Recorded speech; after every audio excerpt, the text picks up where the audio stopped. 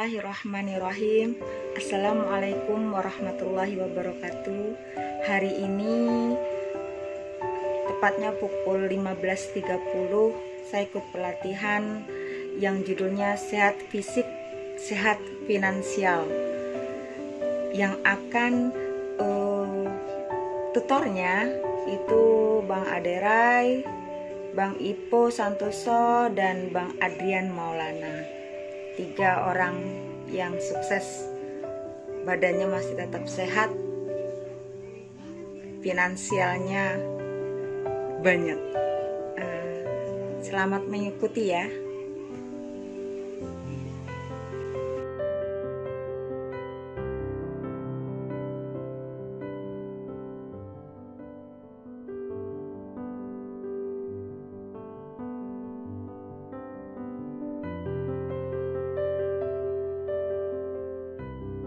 Waalaikumsalam warahmatullahi wabarakatuh. Sholli ala Muhammad wa ala ali Muhammad. Baik. Mas Ade sepertinya belum masuk di sini, Mas Adrian.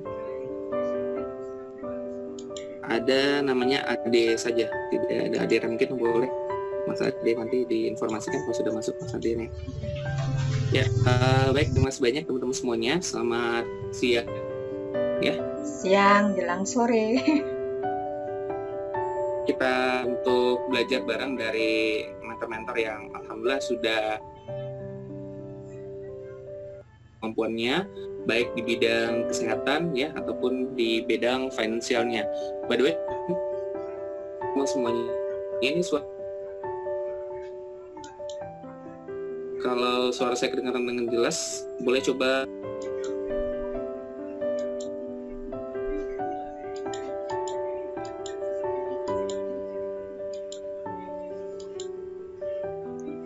banyak yang belum ya ternyata. Oke, sebentar ya. Oke, wait a minute.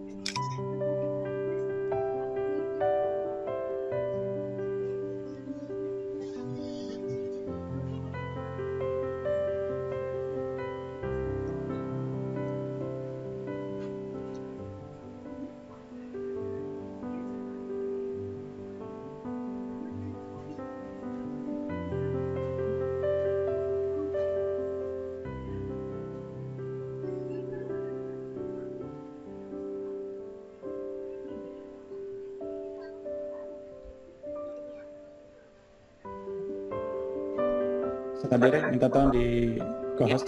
Ya, di admit. Oke.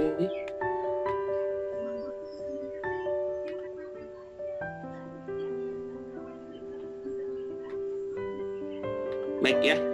Alhamdulillah ya, seluruh pembicara sudah join semuanya. Dan hari ini ya, sebelumnya perkenalkan saya Wanda Billah, tim dari Masipo Santoso. Saya insya Allah akan membuka acara kita pada sore hari ini ya. Kami ucapkan selamat datang buat teman-teman semuanya. Ya, mungkin di sini ada yang dari berbagai kota, bahkan mungkin dari berbagai negara ya. Dan ini juga disaksikan oleh teman-teman juga di YouTube ya. Buat teman-teman yang lain ya, jika ada teman-temannya ya, peserta mungkin belum join di Zoom, itu bisa langsung menuju ke link YouTube yang sudah kita siapkan ya. Dan alhamdulillah nih di YouTube sudah dari berbagai negara ya. Sudah ada hampir 1.000 orang ya, alhamdulillah.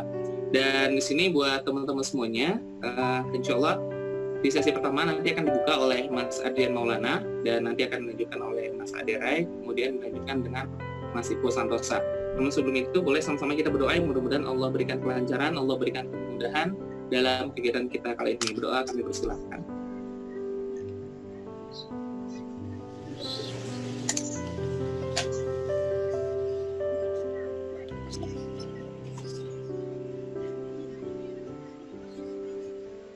Ya, baik, siapa yang tidak kenal dengan Mas Adrian Maulana? Beliau seorang, kita kenal ya dulu sebagai seorang entertainer ya, juga sebagai news anchor. Namun beliau ya saat ini juga fokus yang menjalankan bisnisnya, serta beliau juga saat ini ya jasanya banyak dipakai oleh perusahaan-perusahaan, terutama untuk dalam skill financial planner ya, karena beliau juga sudah mendapatkan CFP ya, Certified Financial Planner. Dan insya Allah nanti beliau akan sharing ya, mengantarkan teman-teman ke Mas Adere.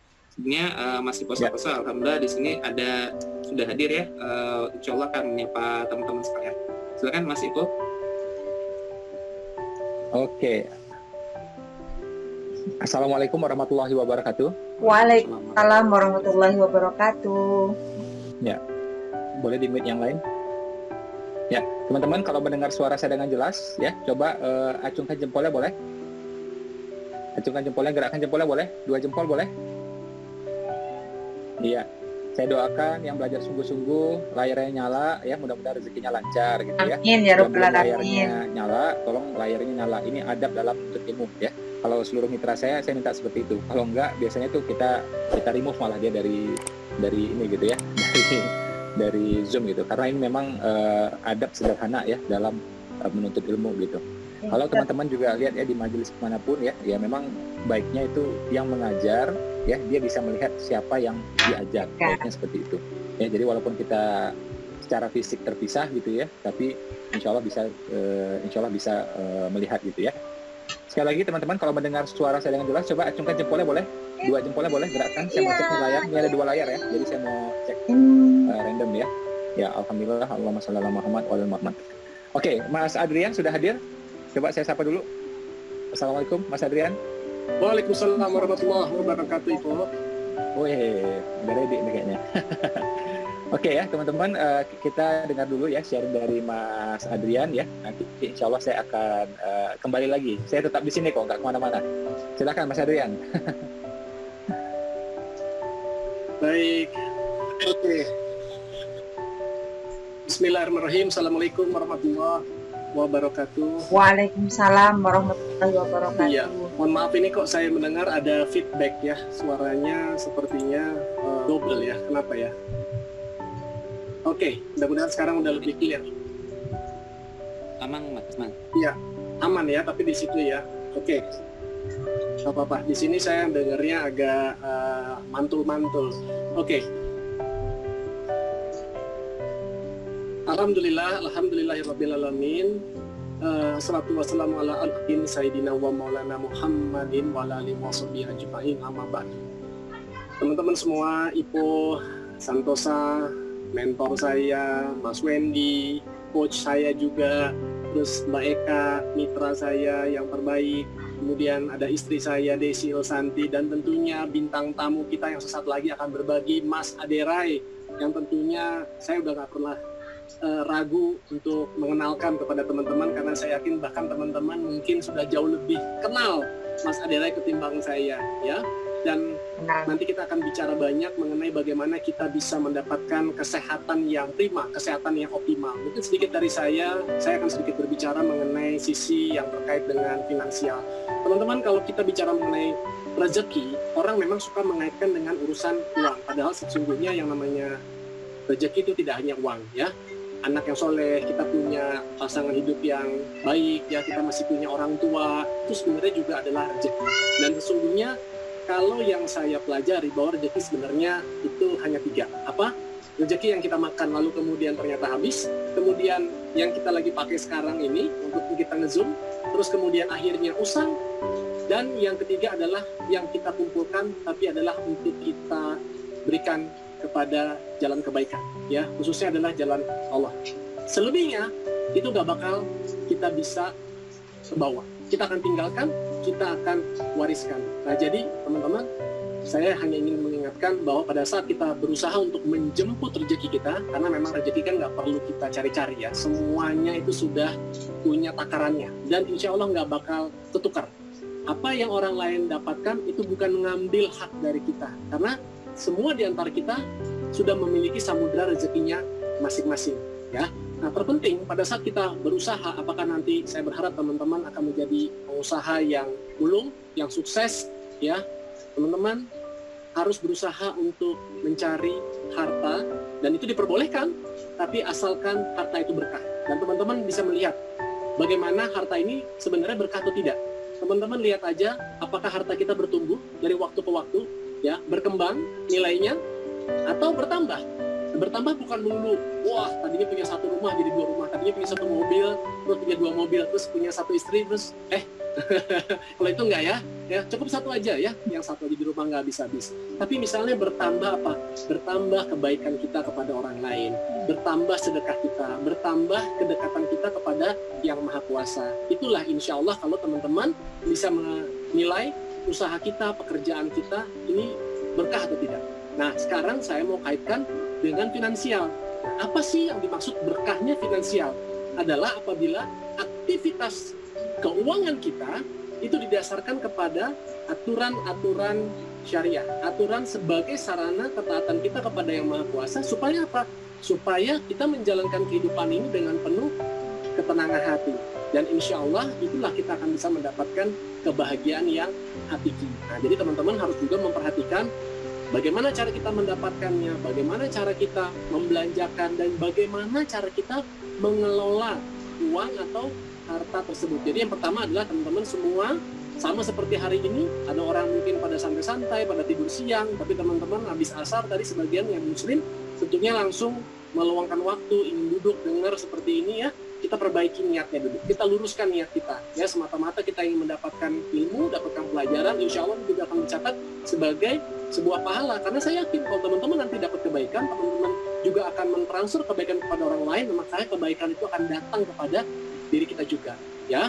Dan teman-teman, mungkin saya ingin juga sekedar hanya mengingatkan aja, nanti teman-teman akan mencari pekerjaannya juga yang halal, pekerjaannya juga yang baik. Jangan lupa untuk cara membelanjakan kita, mana yang menjadi hak-hak yang bukan milik kita, itu harus kita keluarkan ya pada porsinya. Supaya tadi, karena kita kalau umpamanya misalnya hidupnya begini-begini aja, atau misalnya hidupnya banyak masalah, atau jangan-jangan mungkin ada di antara keluarga kita yang mengalami sakit gitu ya, coba kita bersedekah, perbanyak sedekah kita. Karena sedekah ini insya Allah juga memang menolak bala. Apa yang saya capai saat ini, kayak tadi Wendy sampaikan, itu bukan karena kepintaran saya, bukan karena kehebatan saya. Banyak ekonom-ekonom yang jauh lebih pintar, banyak orang-orang lulusan S2 bahkan luar negeri, bukan seperti saya yang hanya lulusan S1 dalam negeri pula. Tapi kenapa saya bisa dipercayakan untuk bekerja di sebuah perusahaan multinasional yang mengelola dana termasuk yang terbesar di Indonesia?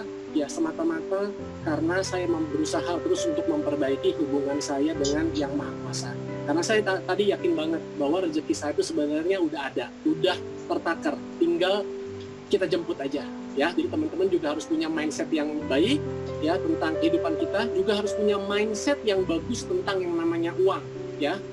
Karena uang itu bukan lagi seperti yang orang-orang bilang, uang sumber masalah, uang nggak bisa membeli kebahagiaan ya. Uang itu bukanlah yang terpenting. Seperti saya juga pernah ngomong di beberapa materi, nggak pernah bosan-bosan saya ingetin bahwa uang memang nggak bisa membeli kebahagiaan. Tapi saya yakin seluruh yang hadir di sini ribuan pasti setuju dengan saya. Kita akan lebih bahagia hidupnya kalau kita punya uang. Uang banyak. Oke, jadi makanya jangan punya mindset yang buruk dengan uang ya. Kita bisa kaya itu justru malah lebih bagus. Kalau muslim dikatakan, wah muslim yang kaya, muslim yang kuat itu jauh lebih dicintai daripada muslim yang lemah. Jadi artinya bukan hanya sisi finansial aja, tapi juga sisi kekuatan. Wah, makanya saya khusus nih hari ini nih ngajakin sahabat saya, kakak saya, mentor saya. Wah ini udah luar biasa sekali, Mas Aderai. Dan saat lagi kita akan segera mendengar. Itu aja dari saya teman-teman. Semoga acara hari ini bisa menjadi penyemangat buat teman-teman semua untuk membuat sebuah lompatan baru dalam kehidupan kita. Apapun kondisi kita saat ini, apakah sedang punya hutang, apakah sedang punya kesulitan, apakah masih jomblo, apakah misalnya kita nggak punya pekerjaan ya. Ini bukan saatnya buat kita nyari-nyari pekerjaan. Ini saatnya untuk kita bertahan hidup, dan salah satunya adalah kita bisa berusaha, kita berdagang ya. Banyak contoh-contohnya orang-orang sukses yang kehidupan dari berdagang, bahkan suri tauladan saya terutama ya, kebetulan saya muslim, Rasulullah SAW itu adalah seorang pedagang ya. Jadi jangan pernah merasa gengsi, jangan merasa hina, dan kita justru harus berterima kasih karena ada sarana seperti itu, sudah ada contohnya, role model, dan juga di sini akan banyak sekali mentor-mentor yang akan bisa membantu untuk membimbing teman-teman menjadi pribadi yang sukses dan insya Allah sejahtera dan dijauhkan dari segala permasalahan terutama yang terkait dengan finansial. Doa saya selalu untuk keberkahan hidup teman-teman semua. Assalamualaikum warahmatullahi wabarakatuh. Makanya saya kembalikan dulu ke Mas Wendy. Silakan Mas Wendy. Ya, Waalaikumsalam warahmatullahi wabarakatuh. Ya.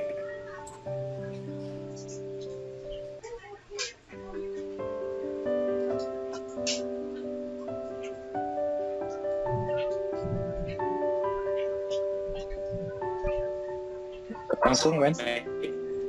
Ya. Langsung saja kami Mas Adere sudah ready. Ya, suaranya Ya, putus. suara saya masuk nggak ya ke teman-teman? Ya, baru sekarang masuk. Barusan Iya. ya. Suara saya masuk satu. Teman-teman. Ya, Mas Ade sudah ready, Mas Ade? Ya, baru sekarang masuk. Mas, ada Rai Mas. Yes. Lihat Mas. Baik ya, langsung saja kami persilakan buat Mas Ade Ade Rai Rai, ya, dia. untuk membuka materi kita pada pagi hari. Wih, sorry hari ini ya. Silakan Mas Ade. Kira Mas itu Mas. Silakan Mas Ade. Gondrong rambutnya. Gondrong rambutnya. Bro.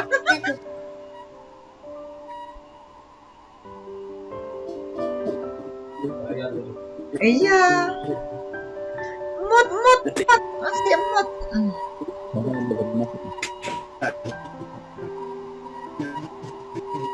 Ada noise. Ya, Mas. Barangkali dari version di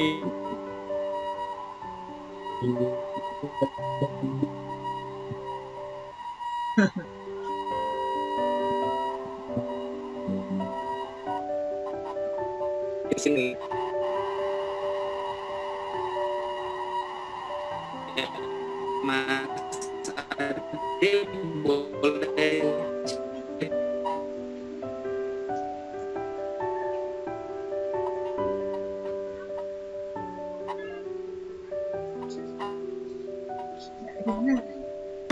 Benar.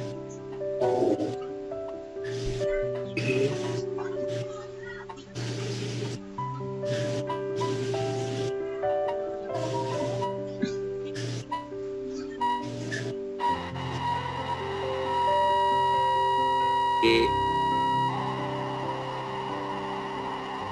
tempatnya Mas Ade.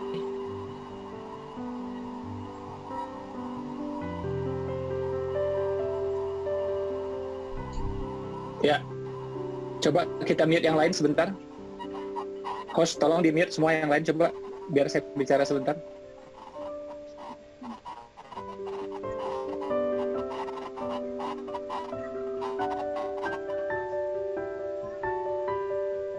Oke, ya teman-teman. Saya sapa ya, saya sapa. Coba.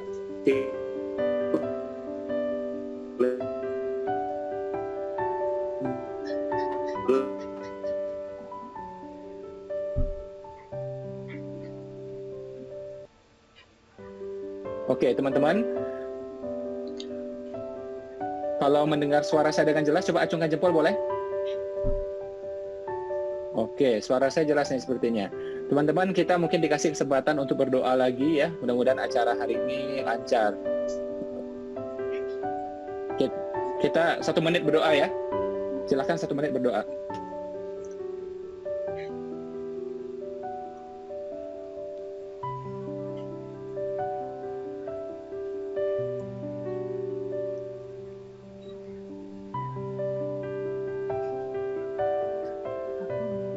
Oke.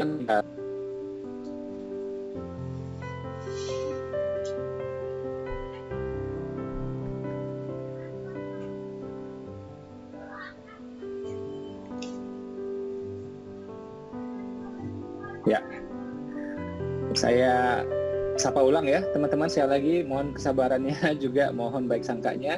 Ya. Yang mendengar suara saya dengan jelas coba ngacung jempolnya boleh? Ngacung jempolnya boleh? Ini. Oke, nah Mas Adere juga suaranya oke.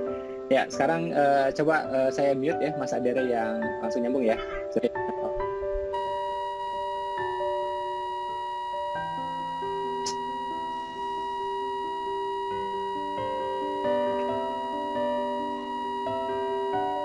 Mas Ade masih ada noise Mas. Tidak kedengeran suara Ade. Oke, kayaknya kendalanya dari Ade ya.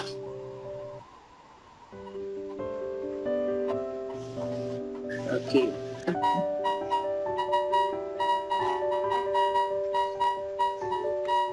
Boleh Mas Ade dicoba tanpa earphone, Mas Ade?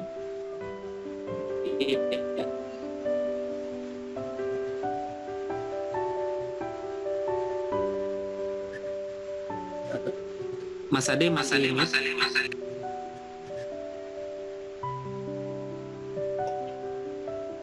Kedengeran Mas?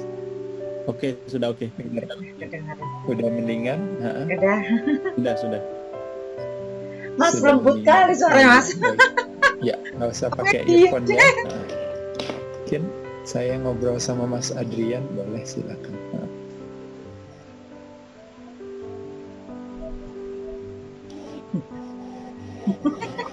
Halo Dek, apa kabar Dek? Ya baik, Mas Adrian, thank you. Terima kasih sudah membantu. Nah.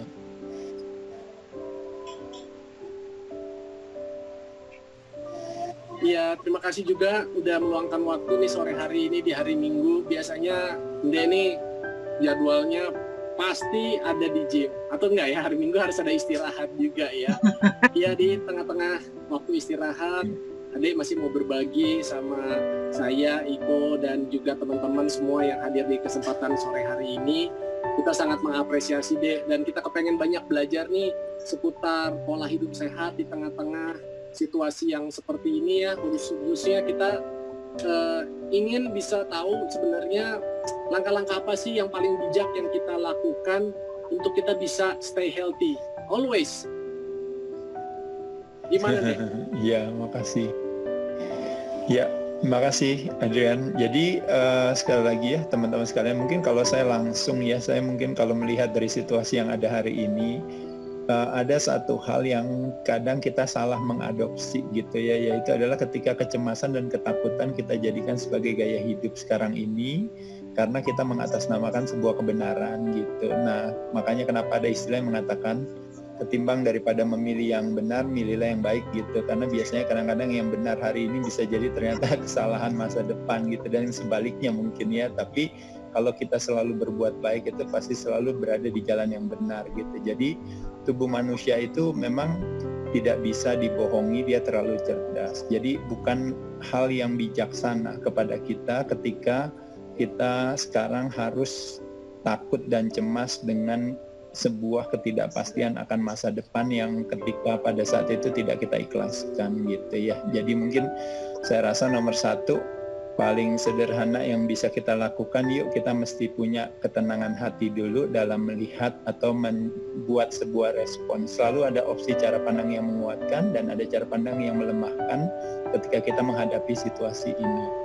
Kalau berbicara soal yang namanya musim infeksi, kalau teman-teman tahu memang di satu sisi ya, memang kalau kita berbicara infeksi itu kita berbicara yang namanya keracunan ya. Nah, keracunan itu dalam hal ini bisa disebabkan karena banyak hal.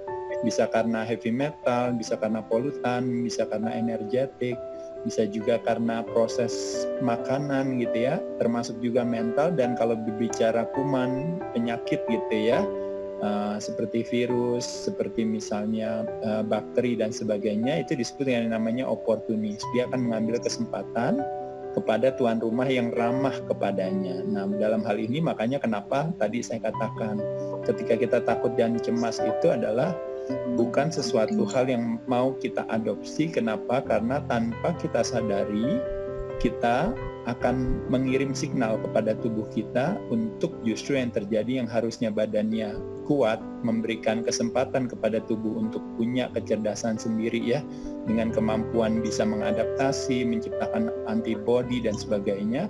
Tapi yang terjadi justru tubuh akan memproteksi dirinya karena takut dan cemas yang menjadi signal gara-gara persepsi di kepala kita yang memiliki opsi cara pandang yang melemahkan hati.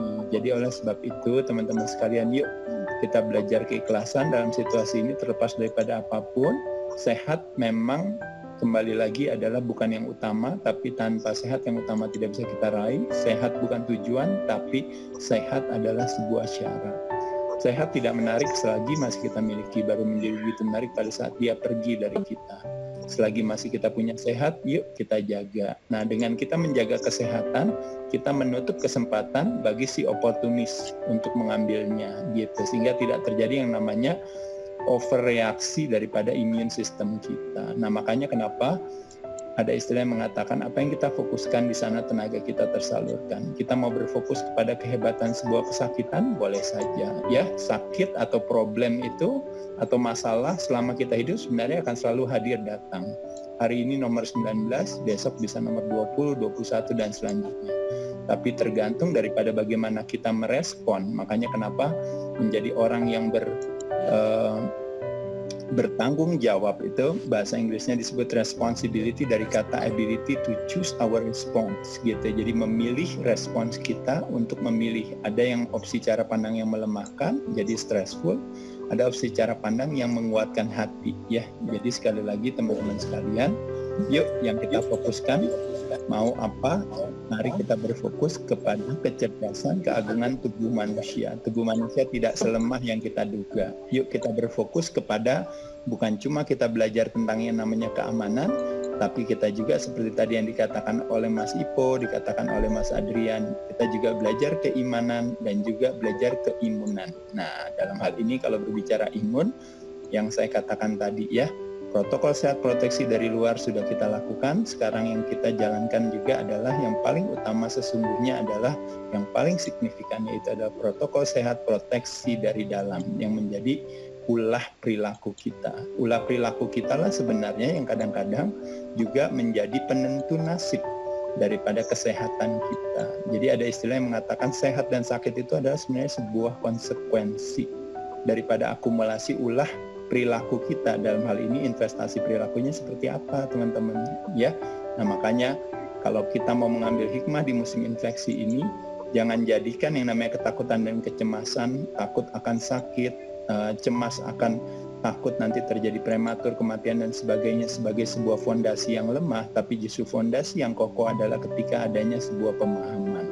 Kelaparan terbesar adalah kelaparan akan arti dan makna. Makanya kenapa yuk kita mesti paham kenapa justru kita ambil hikmahnya. Di musim infeksi ini, saya harus punya pola perilaku yang lebih baik dari sebelumnya. Kualitas diri kita seberapa besar kebermanfaatan kita pada orang lain, nah maka semakin kita lebih sehat, semakin lebih bermanfaat. Kurang lebih gitu Mas Adrian. Wah, luar biasa. Ya. Oke, Dek, jadi kalau gitu saran dari Ade, apa yang kita sekarang ini bisa lakukan? Karena kalau kita bicara mengenai masalah virus, tadi Ade bilang virus ada di mana-mana, ya. Dasarnya manusia udah makhluk kuman, makhluk bakteri. Oke, langkah terbaik atau obat yang paling mujarab yang teman-teman bisa lakukan secara sederhana itu apa sih, Dek? Ya betul sekali. Jadi cara yang sederhana sebenarnya mudah sekali ya kalau saya pikir ya. Yaitu adalah nomor satu adalah tentunya menghargai kecerdasan tubuhnya sendiri ya. Yuk kita rubah aja ulah perilaku kita yang gampang. Melakukan aktivitas yang mudah ya. Kalau kita berbicara meningkatkan imunitas itu banyak sekali caranya sebenarnya ya. Tapi salah satu cara yang gampang misalnya teman-teman kan yang namanya melakukan aktivitas olahraga gitu ya. Melakukan aktivitas olah gerak. Gerak tuh bisa berarti dalam arti gerak apa saja teman-teman sekalian. Bisa dalam arti gerak tubuh, bisa juga dalam arti gerak nafas, bisa juga dalam arti gerak pikiran gitu ya. Bahkan teman-teman kalau misalnya ngaji aja atau berzikir itu juga salah satu aktivitas yang menyehatkan. Kenapa? Karena mengaktifasi yang namanya sistem syaraf di tubuh kita yang disebut dengan namanya parasympathetic nervous system, memberikan kesempatan kepada badan untuk mengirim signal yang disebut dengan namanya relax response. Nah pada saat itulah akhirnya di dalam tubuh kita, kalau kita berbicara imunitas itu ada badan kita punya sistem pertahanan sendiri yang disebut dengan namanya sistem pertahanan bawaan ya. Makanya kenapa kita keringetan, makanya kenapa kita ingusan, makanya kenapa kita punya kulit, kenapa kita punya pori-pori, makanya kenapa badan kita panas pada saat kita sakit, makanya kenapa kita gemeteran, makanya kita bersin dan sebagainya. Justru itu dimaknai sebagai tubuh membuat satu respons terhadap berbagai serangan dari luar tersebut begitu ya, termasuk juga sistem syaraf yang namanya sympathetic nervous system. Pada dasarnya sebenarnya tubuh akan membuat satu alarm, membuat satu kekuatan sendiri untuk menghadapi apa yang ada di luar. Jadi tubuh manusia itu teman-teman ya begitu sempurnanya ya, dia bisa menciptakan racun bagi dirinya, tapi dia juga bisa menciptakan obat bagi dirinya. Nah, jadi dimulai dengan cara yang sederhana, yaitu adalah melakukan berbagai hal yang memberikan kesempatan kepada tubuh untuk menjadi lebih sehat. Mulai dari pola gerak bisa, mulai dari pola makan juga. Mulut kita sumber kesehatan dan sumber kesakitan, teman-teman sekalian. Justru kadang-kadang kita sibuk, misalnya di satu sisi sudah pakai masker, tapi merokok kan jalan terus gitu ya, makan gula jalan terus. Sebagian kadang-kadang mengkonsumsikan misalnya alkohol dan sebagainya. Belum lagi ditambah lagi dengan pola perilaku kita yang stres, fokus kepada apa yang kita tidak miliki gitu ya. Kadang-kadang banyak keluhan, komplain. Belum lagi budaya sekarang ini ya, budaya yang menyalahkan dan menghakimi gitu. Itu juga satu hal yang sebenarnya nanti akan melemahkan tubuh kita sendiri. Apalagi nasib kesehatan kita kadang-kadang kita serahkan kepada perilaku orang lain, bukan hal yang bijaksana. Menyenangkan ketika negara bisa menolong kita, misalnya dengan program jaminan kesehatan nasional. Menyenangkan kalau seandainya kita punya asuransi komersial yang membantu kita.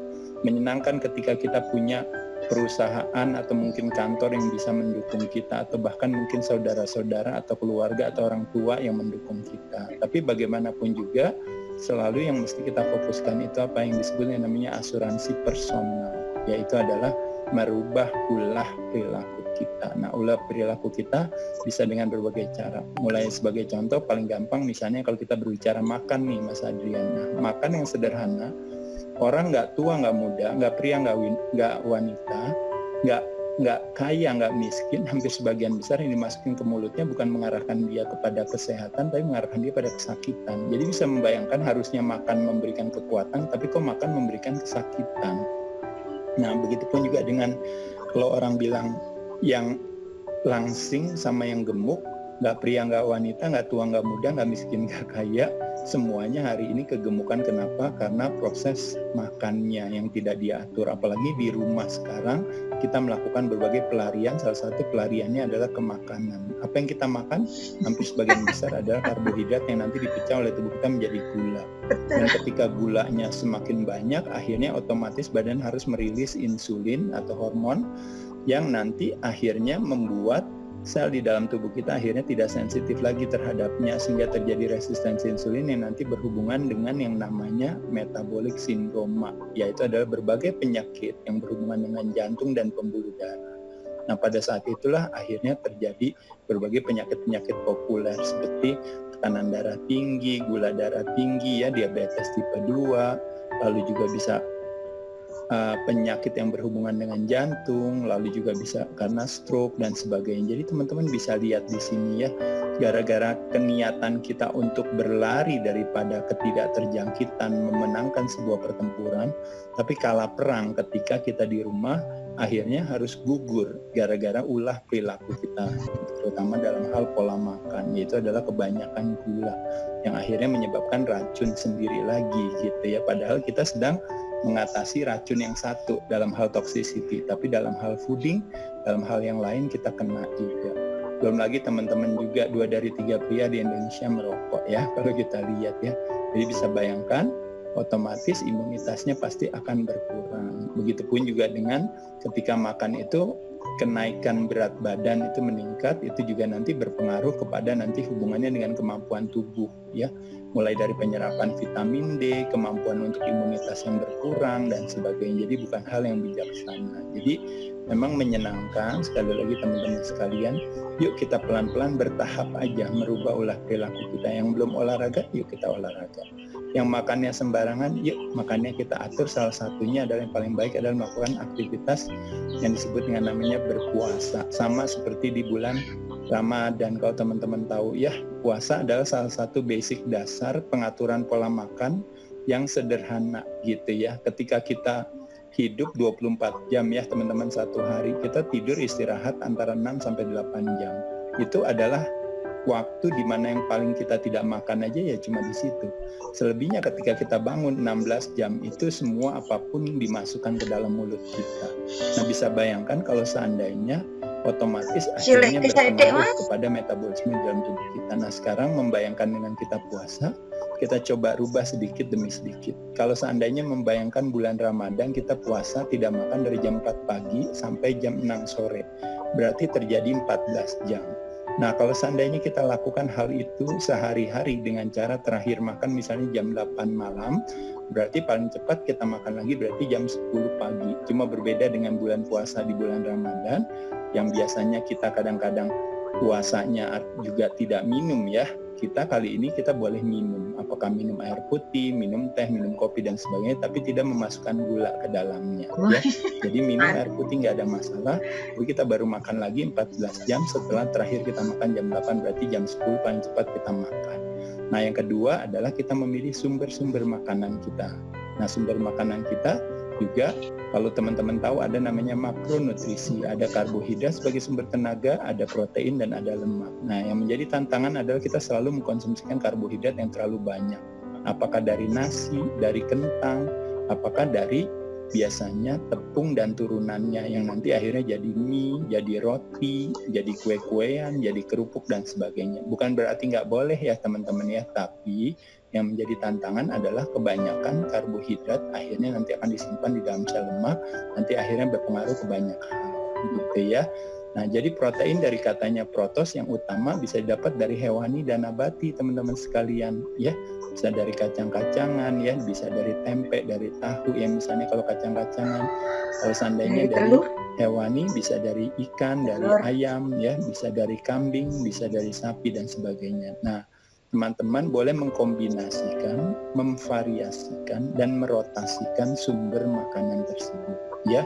Kalau bisa protein dan lemak yang esensial itu yang boleh dilakukan. Nah, kalau lemak pun juga sama, pilihlah lemak yang alami. Artinya yang alami itu apa teman-teman sekalian? Lemaknya berasal memang dari berasal dari sumber yang memang sifatnya alami, yang memang dia mengeluarkan minyak gitu. Nah, coba kalau teman-teman lihat misalnya contoh paling gampang. Kalau kelapa, kita bisa tahu bahwa kelapa kalau diperas itu pasti minyaknya keluar. Ya, begitupun juga kalau kacang, misalnya olive misalnya diperas, minyaknya keluar dengan mudahnya. Begitupun juga dengan kacang diperas, keluar minyaknya dengan mudah. Tapi kebanyakan dari kita justru mengkonsumsikan, justru kebanyakan adalah sumber-sumber minyak yang berasal dari tumbuh-tumbuhan. Yang misalnya contohnya kayak jagung, kalau diperas itu sebenarnya nggak keluar. Tapi kita konsumsinya justru banyak dari jagung, dari canola dan sebagainya. Nah, kita bisa lihat, berarti kalau seandainya dia bisa mengeluarkan minyak, artinya prosesnya pasti lebih panjang, pasti lebih berat. Nah, ketika dipanaskan terlalu panjang, akhirnya terjadi yang namanya kerusakan makanan. Makanya kenapa disitulah muncul toxicity atau keracunan baru gitu dari minyak-minyak yang kita konsumsikan. Nah, berbicara minyak, kita selalu tadi ada pilihannya minyak yang alami, misalnya dari ikan, dari minyak kelapa, dari olive oil, mungkin dari kuning telur gitu ya dan sebagainya gitu sebagai sumber lemak yang baik, alpukat misalnya ya.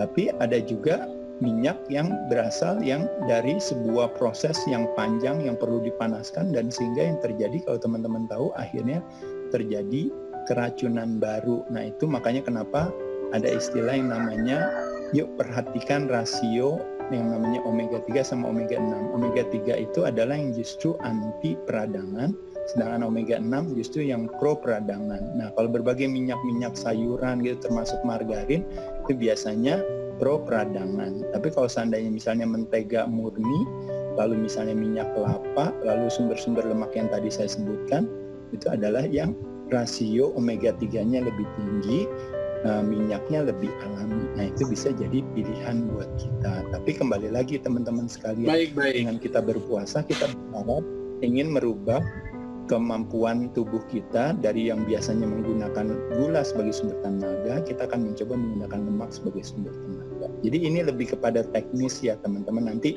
di Q&A teman-teman boleh tanya sama saya soal strategi puasa dan sebagainya. Tapi secara umum yang mau saya sampaikan kepada teman-teman sekalian adalah, yuk ternyata dengan mengatur pola makan kita, ternyata kita bisa punya imunitas yang lebih baik. Kalau kita lebih kuat, lebih sehat, tentu kita bisa lebih bermanfaat. Gitu. Mantap, thank you Ade tipsnya. Nah, ini sekarang banyak nih yang suka bertanya, Mas Ade, saya kepengen sehat. Ya. tapi saya nggak kepengen makannya diatur. Tapi saya suka olahraga. Itu bisa nggak kita dapetin sehat yang sesungguhnya? Benar nih, benar nggak teman-teman? Pasti semua pengen nanya kayak gitu kan? Sehat, Gimana nggak tuh, mau Dek? diatur makan. Iya, jadi sekali lagi sebenarnya kalau senang olahraga udah satu hal yang bagus Oke. yang bisa membawa kita kepada kesehatan. Tapi kan kita mau lebih tajam ya. Jadi membayangkan kalau kita ceritanya nih dalam sebuah pertempuran kita ingin mengalahkan musuh kita dengan tangan kosong. Kalau seandainya kita cuma mukul aja, mungkin kita sudah olahraga tuh ceritanya. Tapi kalau kakinya digunakan lagi, maka kita akan bisa melumpuhkan musuh lebih cepat lagi, yaitu adalah dengan diet. Oh, kalau gunain lagi dengan sikunya misalnya gitu ya, atau dengan lututnya, maka kita bisa lebih cepat lagi melumpuhkan musuh, yaitu adalah dengan istirahat yang lebih baik, dengan pola pikir yang lebih bagus, dan sebagainya. Nah, jadi olahraganya sendiri yang udah bagus silahkan. Tapi kalau makan, ingat sekali lagi teman-teman ya, teman-teman punya motor ya, bagus ya. Kalau saya tanya, motornya bagus ya Pak? Iya, ini motornya bagus loh, Kawasaki Ninja, saya baru beli Mas Ade. Oh gitu ya? Itu biasanya bensinnya isinya pakai apa Mas? Oh, saya pakainya Pertamax Turbo, atau misalnya saya pakainya mungkin V-Power kalau di Shell, atau mungkin pakainya apa gitu. Saya bilang, ngapain Mas? Udahlah pakai minyak tanah aja Mas, yang gampang-gampang aja, murah meriah kan, yang penting pokoknya biar nyala. Mati ya. Mas pasti akan ketawa sama saya. Kenapa? Karena Mas bilang, oh enggak, Mesinnya saya sayang mati. sama motor saya, makanya kenapa saya harus kasih dia kualitas makan yang baik. Nah, motor adalah benda mati yang kita kendarai, sedangkan tubuh kita adalah benda hidup yang kita kendarai. Masa isinya boleh apa aja gitu ya, makanya mesti diatur. Oke, mantap banget. Berada, jadi pola hidupnya udah kita mau ubah nih. Kita udah mau mengatur pola makan. Kita udah mulai nih, gara-gara pandemi akhirnya orang lebih aware untuk mau berolahraga. Udah bagus kan?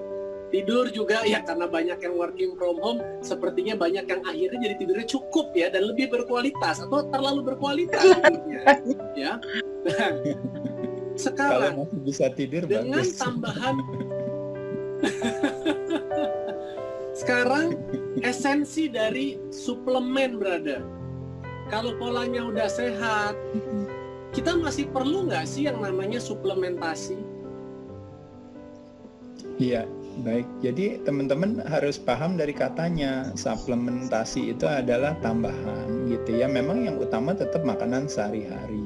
Tapi dengan dunia yang semakin modern ya, dengan kita menghargai sebuah teknologi, sebenarnya menyenangkan ketika kita punya suplementasi yang memberikan kita kenyamanan. Jadi pertimbangannya itu karena pertimbangan sebenarnya kepraktisan ya gitu. Dan apalagi dengan teknologi yang baik sekarang, kita bisa punya kualitas suplemen-suplemen yang baik juga gitu ya. Mungkin suplemen yang buruk juga banyak kali ya di pasarannya gitu ya. Tapi kalau suplemen yang baik itu kenapa tidak, kalau seandainya itu bisa memperkaya ya namanya pendekatan kita dalam punya pola hidup yang lebih sehat ya. Apalagi kalau mungkin teman-teman di sini mungkin kita semua kan ini ya, apa namanya, sahabat BP ya, panggilannya apa namanya? Iya, boleh mitra BP, tapi banyak juga kok yang belum menjadi mitra. Iya. Oh iya, mitra BP misalnya salah satunya, itu juga salah satu sebenarnya yang kita syukuri ya gitu ya. Kenapa? Karena di satu sisi kita menjalankan kegiatan usaha, tapi di sisi lain produk yang kita konsumsikan itu juga memberikan kebermanfaatan pada orang lain. Saya rasa itu satu hal yang sangat baik. Ya, mungkin saya setuju sama Mas Adrian bilang tadi ya. Jadi kadang-kadang memang kalau kita bikin kegiatan usaha itu memang kalau bahasanya gini, is it good for me katanya? Yes. Is it good for you? Yes. Is it good for greater good? Yes. Kalau jawabannya tiga-tiganya yes, berarti usahanya bisa lancar gitu ya. Biasanya kadang-kadang orang is it good for me? Yes. Is it good for you? Yes. Is it good for greater good? Jawabannya tidak. Contohnya misalnya kayak teman-teman jualan misalnya alkohol gitu ya, minuman keras dan sebagainya.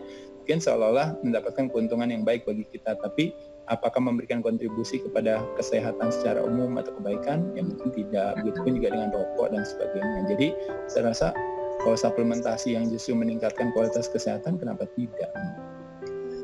Tuh ya, tadi teman-teman bagus banget ya masukan dari Mas Ade, dikonfirmasi loh. Jadi kalau kita udah tahu bahwa pola hidup sehat itu udah adalah obat yang paling mujarab, ya udah kita berfokus aja ke sana. ya kan? Ditambah lagi dengan suplementasi, apalagi suplementasinya yang sudah terbukti, yang sudah proven, halal. Kenapa kita tidak ingin mengoptimalkannya?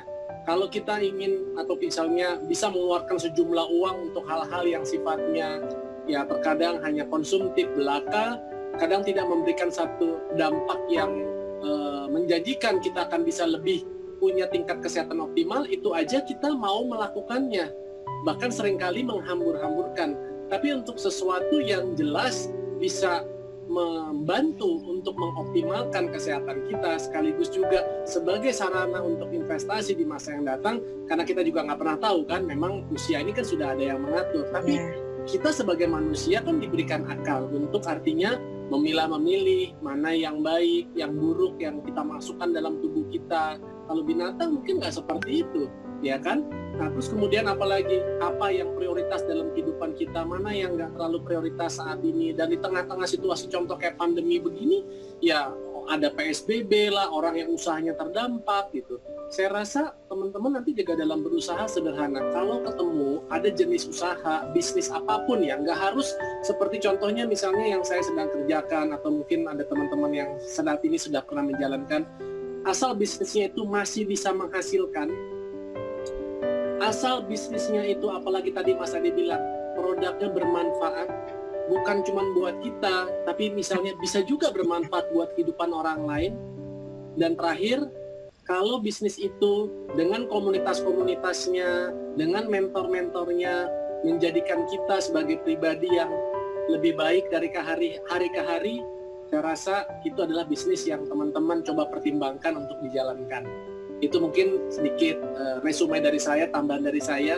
Dek, terima kasih banget. Mungkin ada closing statement kali dari Ade kepada teman-teman semua. Ya, sebelum saya kasih closing statement, ya mungkin tadi saya juga melanjutkan apa yang dikatakan Mas Adrian juga. Salah satu area yang kita syukuri juga hari ini ya, teman-teman bisa banyak belajar dari Mas Adrian. Dan juga kalau berbicara nih strategi bisnis, tentu teman-teman harus belajar langsung ya sama Mas Ipo ya, karena saya rasa event atau kegiatan seperti ini gitu ya, terlepas daripada kita semua nih semuanya jauh ya, jauh di mata gitu ya, tapi dekat di hati, tapi kita tetap masih punya kesempatan untuk mau belajar. Jadi di kesempatan nanti setelah saya dan Mas Adrian akan ada sesi Mas Ipo, mudah-mudahan teman-teman bisa belajar banyak ya kalau ngomongin soal bisnis. Mungkin sebagai penutup, saya mungkin hanya ingin menyampaikan kepada teman-teman sekalian, jadi sekali lagi ya, bahwa terlepas daripada apapun ya teman-teman sekalian ya, sehat itu adalah sebuah syarat. Istilahnya orang bilang adalah syarat yang fundamental. Kenapa? Artinya kalau kita sehat, selama kita masih sehat, maka apapun kita bisa kembali lagi ya, kita kembali balik lagi kerja, kita kembali lagi bisa kerja keras dan sebagainya. Tapi ketika sehat itu sudah pergi dari kita, akhirnya menjadi segala sesuatu yang susah dan mahal ya. Jadi mumpung masih punya sehat, kita jaga, menyenangkan di kesempatan ini, kita berikan kesempatan kepada diri kita ya, untuk sedikit mau belajar tentang sehat. Ada istilah yang mengatakan mencari sehat pada saat dimana sehat masih kita miliki menjadi mudah dan murah. Waktu dia sudah pergi dari kita menjadi mahal dan susah. Mahal itu harus bayar, susah itu belum tentu sembuh nanti kalau seandainya udah keburu sakit gitu ya. Saya kalau teman-teman tahu ya, saya bersyukur ya selama hidup saya, selama udah setengah abad lebih ya, 51 tahun itu, bisa dikatakan kalau seandainya melihat kembali gitu ya, saya bersyukur saya dulu diperkenalkan dengan olahraga oleh orang tua saya, lalu saya bisa punya kecintaan terhadap olahraga, saya syukuri itu, dan akhirnya juga olahraga menjadi sebuah profesi bagi saya tanpa saya sadari sebenarnya bukan ini sebagai perjalanan karir saya, tapi ternyata olahraga ini memberikan bonus kepada saya ketika saya mendapatkan kemandirian sehat. Makanya saya sering cerita sama Mas Adrian, Mas Ipo, saya bilang terakhir saya masuk rumah sakit atau nyusahin orang itu ya mungkin ya 51 tahun yang lalu, ketika mungkin waktu itu juga yang masuk rumah sakit ibu saya karena melahirkan saya. Nah jadi tapi kalau seandainya besok saya harus sakit gitu ya, saya akan ikhlas menerimanya gitu. Tapi dengan sebuah niatan yang baik ya teman-teman ya, ada istilah namanya itikat adalah hasrat tanpa pamrih ya. Jadi kita punya satu niatan dalam arti yuk saya rubah ulah perilaku kita. Sama setiap hari teman-teman sholat, tiap hari teman-teman olahraga, tiap hari teman-teman ngatur makanannya dan sebagainya ya. Kita mau nikmatin makanan enak juga boleh sekali-sekali, kenapa enggak ya. Tapi membayangkan ya, kalau seandainya semua dari kita bisa melakukan hal ini, kita baru masuk rumah sakit itu baru di atas 50 tahunan, berarti memberikan kesempatan kita kepada banyak orang itu untuk bisa mendapatkan haknya. Nah, makanya salah satu program daripada negara itu kan namanya program jaminan kesehatan nasional, itu kan sebenarnya kan prinsipnya itu kan gotong royong, yaitu adalah orang yang sehat, orang yang kuat, mungkin orang yang muda atau orang yang tua yang tidak pernah sakit lah yang sebenarnya yang akan menolong orang yang sakit, yang lemah, yang tua dan sebagainya. Nah, jadi cara bersedekah hari ini tuh caranya sebenarnya sangat mudah teman-teman sekalian, yaitu adalah cukup dengan menjaga kesehatan kita, ternyata kita bisa berbuat baik bagi banyak orang. Karena apa? Karena hak kita nanti bisa dipakai oleh mereka yang membutuhkan. Jadi mumpung masih sehat, yuk kita jaga bersama-sama. Kurang lebih itu, Mas Adrian. Luar biasa. Wah, ini kita tepuk tangan online aja nih ya teman-teman semua buat Mas Aderai yang sudah meluangkan waktu, udah berbagi ilmu, pengetahuan dan juga inspirasi tentang kehidupannya yang sangat mendukung dan selalu fokus terhadap kesehatan, yang dimana bukan lagi berpikir bagaimana untuk menyehatkan dirinya, karena kita tahu Mas Ade hampir nggak pernah sakit, boleh dikatakan ya, nggak pernah masuk rumah sakit kecuali 51 tahun yang lalu. Sedangkan kita jangan-jangan kita udah langganan ke dokter dalam 1 tahun bisa berapa kali ya. Bukannya artinya nggak boleh, tapi kita punya opsi, kita punya pilihan ingin menjalankan hidup yang seperti apa. Ingin yang sakit-sakitan, ingin yang merasa bahwa saya kan udah bayar BPJS 100.000 setiap bulan, rugi dong kalau saya nggak pernah pakai fasilitasnya gitu ya. Janganlah seperti itu. Jadikan kalau misal teman-teman tetap membayar sebagai sarana kita bersedekah untuk membantu mereka-mereka yang memang sangat-sangat membutuhkan. Tapi sakit itu jangan kita cari-cari teman-teman, karena sesungguhnya Tuhan yang Maha Kuasa itu justru malah menganugerahkan kita sehat, yang dimana sehat itu tinggal perlu kita jaga, kita rawat sebaik-baiknya ya, dengan olahraga, dengan pola makan yang baik, dengan gizi yang seimbang, kita juga istirahat yang cukup ya, yang berkualitas. Kemudian kayak Ade bilang tadi, kita biasakan berpuasa ya, kalaupun kalau di bulan Ramadan, kalau kayak di Islam ada juga berpuasa, agama lain juga ada berpuasa. Kalaupun tidak dalam sarana ibadah, kita tadi bisa kok puasa demi untuk sehat aja 14 jam misalnya, kita dari jam 8 kemudian baru buka nanti jam 10 pagi, itu sudah sangat baik sekali adanya. Saya udah menerapkan nih beberapa bulan belakangan ini gara-gara main ke Bandung. Saya nginep di tempatnya Ade, kalau dikasih sarapan baru jam 10, awalnya kayak cenut-cenut juga. Tapi habis itu jadi terbiasa dan akhirnya merasa jadi lebih optimal, jadi lebih sehat. Teman-teman, saya juga doakan teman-teman semua juga dalam keadaan sehat selalu. Dan kita semua juga semuanya akan doain ya supaya Mas Ade sehat selalu, dalam usahanya bisa terus bertahan. Klub Aderai ya, Rai Fitness buat teman-teman yang khususnya domisilinya ada di wilayah Bandung ya, silakan untuk mampir ya, untuk ngobrol-ngobrol sama Mas Ade, yang kita berolahraga, kita bisa bertukar pikiran di sana. Senang sekali karena suasananya benar-benar sangat homey. Teman-teman bisa dapatkan beragam informasi yang benar-benar memang applicable, dan juga orang yang mempraktekannya, bukan hanya sekedar teori. Begitu juga teman-teman yang misalnya berdomisili di wilayah contohnya seperti Bali ya, teman-teman bisa silakan bisa mampir juga ke Sunset Road ya, di situ ada Rai Fitness, teman-teman bisa olahraga di situ, atau di beberapa cabang-cabang franchise-nya Aderai. Kalau kayak di Jakarta atau ada di wilayah Ragunan, ada yang di Sukabumi, ada yang di Kalimantan. Jadi sebenarnya banyak sekali. Pesan dari saya teman-teman semua, jangan lupa follow akun Instagramnya Mas Aderai, akun Instagramnya Mas Ipo Santosa, kalau itu tentunya pasti ya, dan juga ya kalau misalnya saya ada manfaatnya ya silakan diikut, kalau nggak mau diikutin ya nggak apa-apa juga gitu ya. Oke, kalau gitu. Ade, terima kasih sekali lagi. Ade boleh pamit untuk melanjutkan aktivitas lainnya. Thank you ya. Baik, terima kasih Mas Adrian, Mas Ipo, Mas Wendy, thank you semuanya. Terima kasih. Assalamualaikum warahmatullahi wabarakatuh. Waalaikumsalam warahmatullahi wabarakatuh. Oke, ini sekarang yang ditunggu-tunggu nih teman-teman semua. Tadi saya udah sampaikan sedikit, saya udah Mas Adrian. tanya ke Mas Aderai, materinya juga sangat daging, dan inilah dia, Ipo Santosa. Mas Adrian, ini saya terus terang ya dengerin materi Mas Aderai ya. Ini udah berapa kali ya. Tapi selalu ada insight baru ya, selalu ada insight baru. Tadi juga pas saya dengerin itu tanpa sengaja saya nepok istri saya gitu kan, karena kayaknya gara-gara banget materinya kan. Jadi Masya Allah ya, jadi Mas Adrian ini ya alhamdulillah guru saya. Walaupun mungkin kita sekarang mungkin jarang bertemu secara fisik gitu ya, tapi saya selalu pantau ilmu-ilmunya dan saya juga berusaha menerapkan gitu. Dan teman-teman boleh lihat sendiri ya, Mas Adrian ini usianya 51 tahun ya, setengah abad.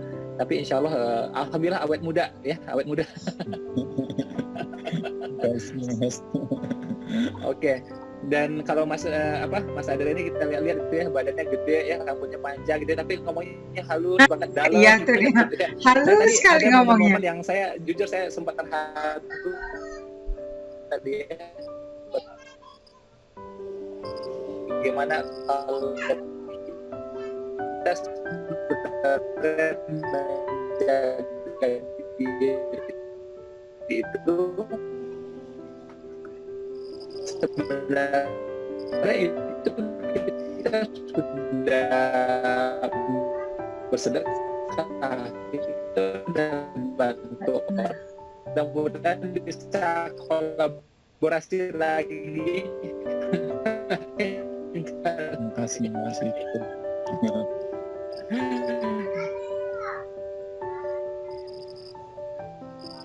Iya, suara Mas Ipo agak hilang-hilang, Mas Ipo. Ya. Oke,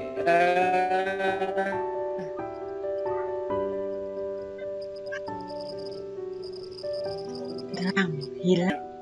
Ipo suaranya tidak terdengar dengan jelas, Ipo.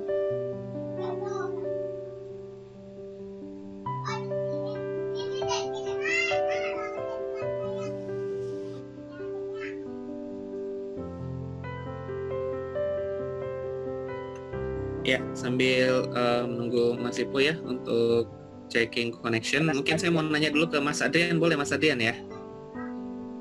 Ayo silakan. Ya, Mas Adrian ini kan sudah terjun juga di dunia bisnis ya, dan juga sebagai praktisi kesehatan juga ya Mas Adrian. Dan serta juga Mas Adrian juga sebagai seorang financial planner gitu. Bagaimana menyeimbangkan itu semua itu Mas Adrian? Terjun juga di dunia bisnis ya, dan juga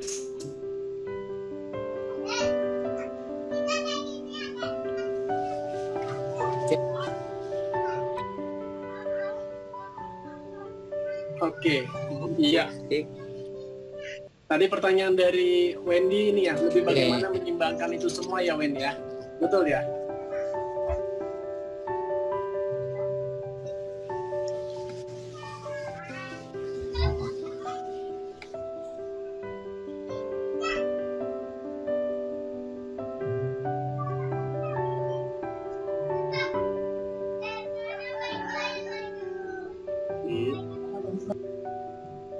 Oke, Mas Adrian, suaranya jelas? Oke. Bisa dengar suara saya jelas? Bisa dengar suara saya jelas? Saya nggak dengar suara Mas Adrian. Oke, kalau Wendy bisa dengar? Mas Adrian sudah oke suaranya? Oke, saya udah oke kan? Oke. Ada mantul aja Mas di perangkat satunya ya. Oke, coba ya. Ini udah aman? Aman. Ini sudah aman, Ya. sudah aman. Aman, Oke. aman. Sip. Siap. Oke, kalau gitu. Jadi intinya teman-teman semua, kalau apa yang tadi tanyakan Wendy, kita balik lagi kepada nawaitu, niatan kita.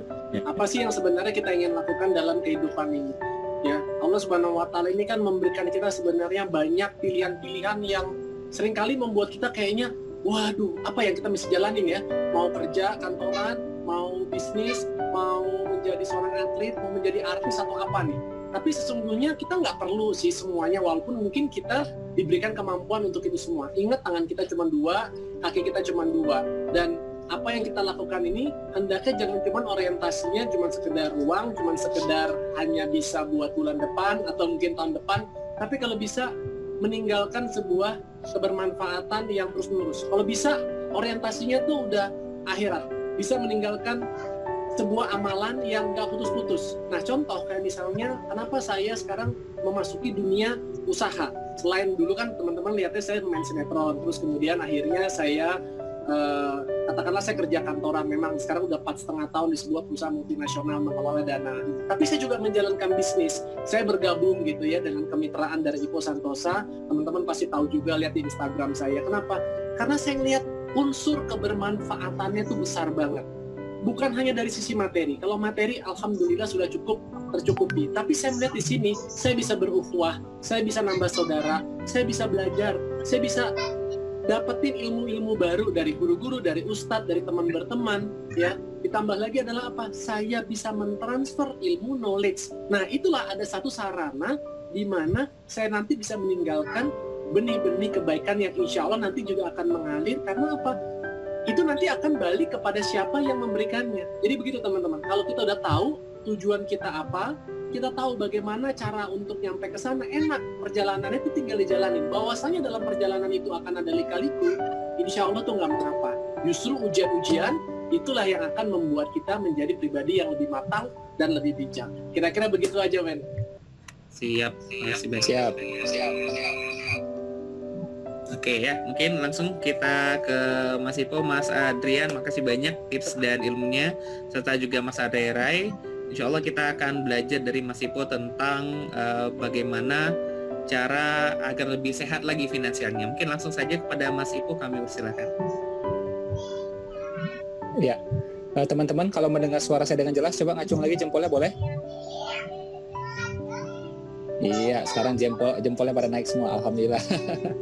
Ya, barusan kita dengar tadi ya dari guru saya, Mas Adrian, Mas Adere ya. Saya senang banget dengarnya. Mungkin Mas Adere kalau ada kegiatan lain, ya di sini terus saya senang banget ya. Tapi kalau ternyata ada kegiatan lain juga dipersilahkan ya. Kami senang banget sudah ditemani ya pada materi awal tadi.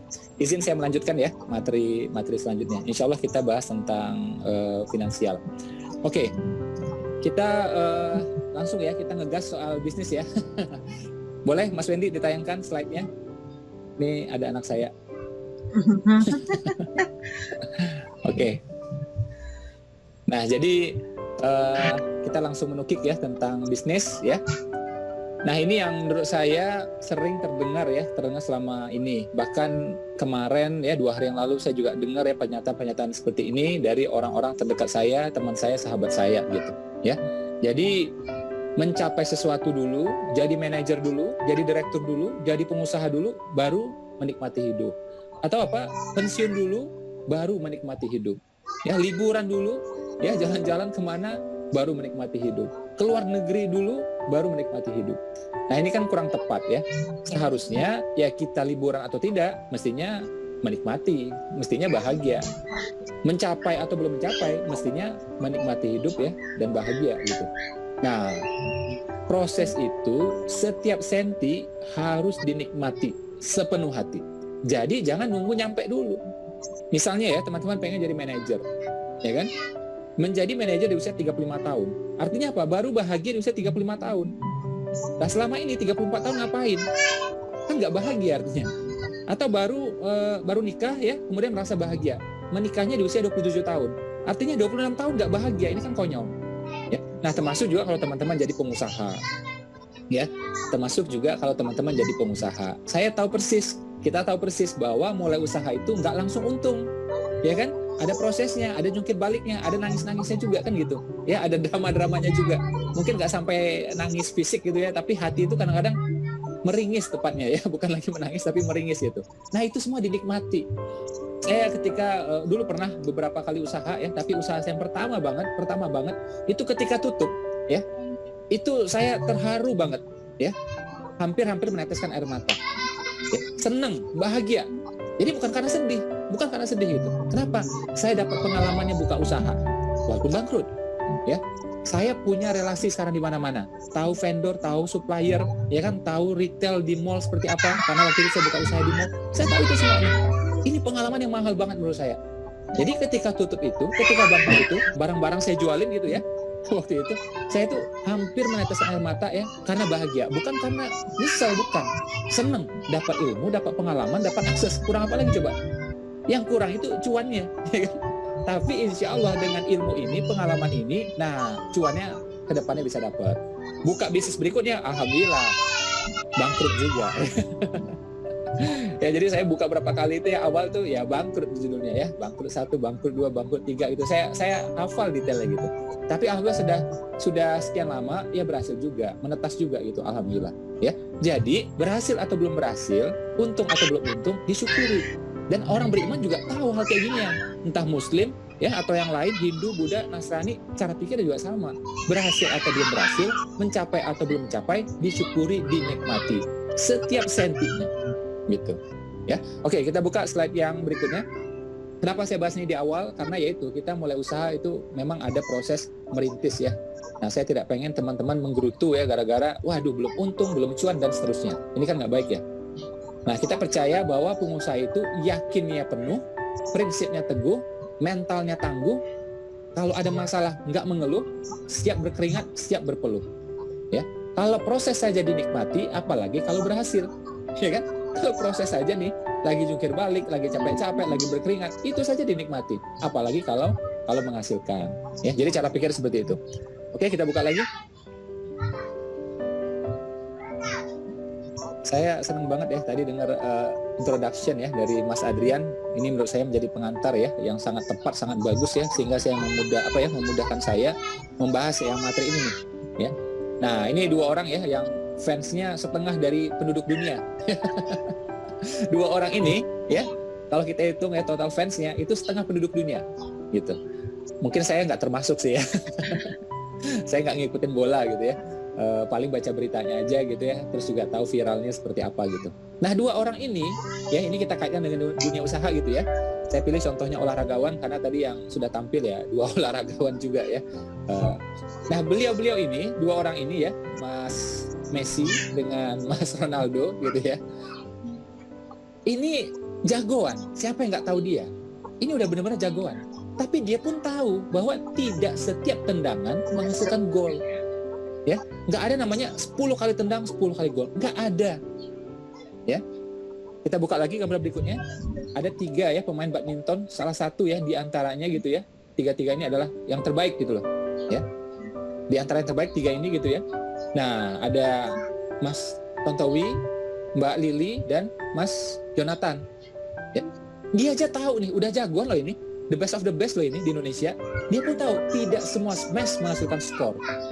Nah, sama juga dalam ikhtiar kita ya, menjual, menawarkan, buka usaha.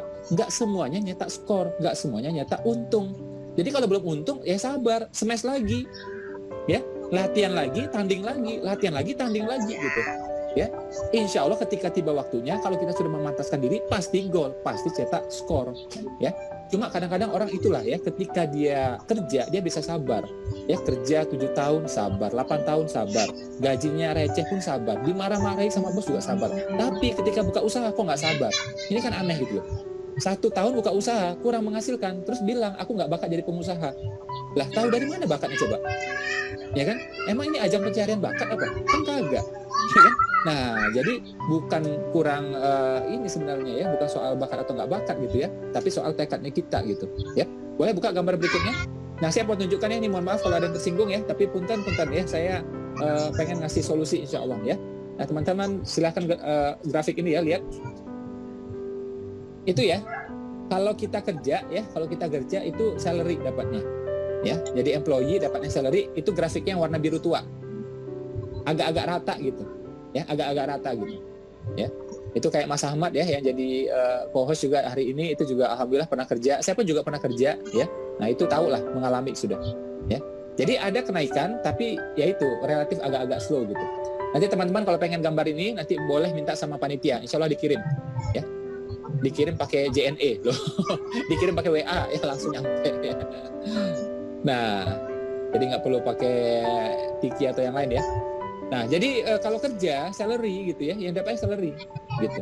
Tapi kalau kita bisnis, kita usaha, nah dapatnya itu bisa profitability ya. Jadi lihat tadi itu kenaikannya, itu naiknya bisa drastis, bisa dramatis. Ya, boleh gambaran tadi? Jadi kalau bisnis, insya Allah itu dapatnya profit ya, naiknya bisa drastis, bisa dramatis. Cuma ya perhatikan tuh gambarnya di awal ya, perhatikan tuh layarnya baik-baik ya, perhatikan layarnya baik-baik. Kalau awal-awal itu yang namanya profit itu biasanya di bawah ya, diadu sama gaji ya, gaji menang, profit itu di bawah. Lihat aja tuh ya kan, namanya masa-masa merintis kadang-kadang malah bisa negatif, bahkan bisa turun dulu ya, bisa turun dulu, bisa negatif gitu loh. Dengan kata lain ya nombok gitu loh ya, rugi nombok di awal itu, apalagi kalau bangkrut jangan ditanya udah ya. Nah, ada kabar baiknya. Ketika kita lagi di bawah itu, lihat ya, ada yang garis warna hijau itu, ya, itu adalah masa-masa kita memberitahu ke publik, ke konsumen, ke calon konsumen, bahwa aku punya usaha ini. One day kalau kamu perlu, kamu bisa hubungi aku. Ini adalah masa-masa memberitahu. Terus apalagi masa-masa membangun hubungan, ya, agar kita dipercaya sama orang. Ditolak tetap senyum, bangun hubungan. Ya, bahkan dimaki orang tetap senyum. Ya, mana tahu suatu hari nanti dia jadi customer kita, ya, karena kan benci dan rindu itu tipis, ya kan? Nah, benci dan rindu itu tipis itu loh. Bisa jadi ya sekarang dia benci, next dia rindu cari kita gitu, ya kan? Nah, terus apalagi masa-masa kita membangun kematangan diri, ya, membangun kematangan diri. Ya. Saya melihat ini sama kayak dunia olahraga gitu ya. Jadi awal-awal mungkin capek ya, tapi insya Allah kita akan menikmati hasilnya. Lebih sehat, lebih bugar ya, pikiran juga lebih jernih gitu. Kalau ya teman-teman, saya jelasin hal ini terus-menerus, saya yakin teman-teman sebenarnya udah tahu. Usaha itu pasti awal-awal turun dulu, kecil dulu, bahkan negatif dulu, minus dulu gitu ya. Tapi nanti insya Allah akan naik. Semua orang tahu. Tapi ketika menjalani, nggak semua orang siap. Betul Pak, betul? Yang bilang betul coba ngacung jempolnya boleh? Nah, jadi semua orang tahu, pas menjalani kayaknya kita nggak terima. Termasuk juga gini nih, kita nih ya, lagi jalan-jalan. Ya, lagi jalan-jalan. Ya, kemudian lihat orang ya, lagi jualan, bisnisnya sama, ya, bisnisnya sama. Kemudian misalnya nasi goreng itu, ini nasi goreng, itu nasi goreng, ya, semuanya nasi goreng, ya kan? Pas ngeliat kayak gituan, kita bilang apa coba? Rezeki mah udah dijamin, tenang aja, udah ada yang ngatur. Ya, ini ada rezekinya, itu juga ada rezekinya, tenang aja. Kita dengan bijaksana ngomong kayak gitu coba. Ya. Jadi si A ini yang jual nasi goreng ini ada rezekinya, si B juga ada, si C juga ada, bahkan sampai pojok sana tuh, ya, kita percaya ada rezekinya. Udah ada yang jamin, udah ada yang ngatur. Betul apa betul? Pernah ngomong kayak itu? Ya. Yang pernah. Nah, tapi pas buka usaha, kok dia malah takut? Kayak apa? Seolah-olah rezekinya nggak dijamin. Ya. Tadi barusan ngomong dia, produk sejenis saja di tempat yang sama, di jalan yang sama, kita yakin ngomongnya bijaksana. Tapi pas diri sendiri kok nggak yakin, ini kan aneh gitu. Iya betul. Ya? Jadi saya lihat di sini buka usaha itu, ya seperti Mas Adrian bilang, ya itu bukan soal modal, ya, tapi soal keberanian kita, ya, soal keberanian kita. Ada tuh yang ngomong ya, misalnya masih pos nggak punya modal gitu. Nah itu handphonenya bagus, pakai Android, ya, smartphone, ya, posting tiap sebentar di Instagram. Itu bisa jadi duit, ya kan? Kalau memang perlu modal, handphonenya jual, ya cari handphone lebih murah, bisa kok gitu. Ya. Dan anehnya saya pengen tunjukkan kepada teman-teman ya, yang ngomong nggak punya modal, nggak punya duit, ya. Itu ya, yang ngomong nggak ada uang, nggak ada duit, anggap handphonenya hilang, ya. Handphone penting kan gitu. Kemudian handphonenya hilang. Anehnya dalam waktu 6 hari, dalam waktu 7 hari, handphonenya ada lagi, dia beli lagi. Betul. Yang bilang betul, coba ngacung jempolnya boleh? Nah, jadi ketika hilang tuh handphone karena penting, dia adain lagi coba.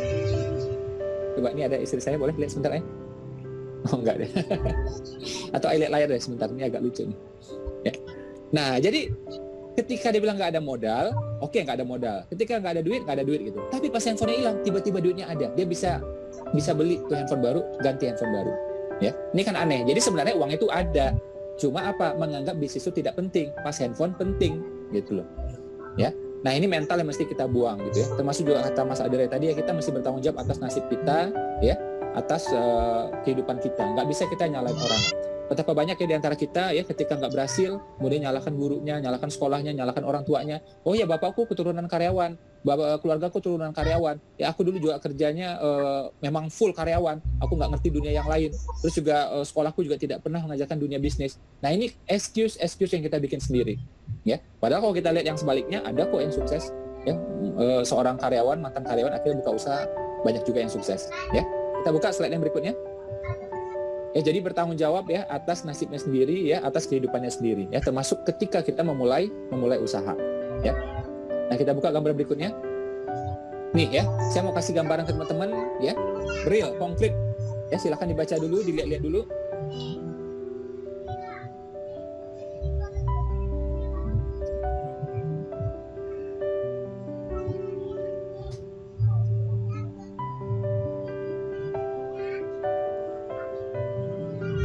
Ya, saya jelasin ya.